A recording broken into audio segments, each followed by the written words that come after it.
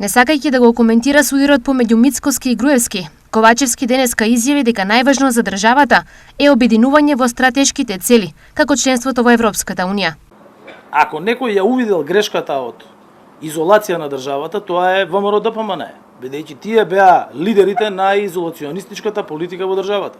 11 години ние овде гледавме изговори како треба да сме раскарани со овој сосед, како да сме раскарани со оној сосед, на крај се испокаравме и внатре. И на крајот добивме влада која што донесе тешки одлуки. Гледайте, стратешките одлуки се тешки одлуки.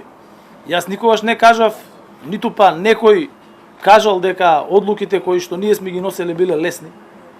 И јас секогаш сум повторувал и дека патот кој што ние го имаме кон зачленување во Европската унија и кон зачленување во патот бил најтежок од сите земји членки на Европска унија и од сите земји членки на НАТО. Февруари е месецот кога Македонија ќе го затвори првото поглавје од првиот кластер за влез во Европската унија, само доколку уставните измени се донесат до крајот на оваа година. Јас го уверувам дека штом ќе бидат отворени кластерите, првото поглавје ќе го затвориме до февруари.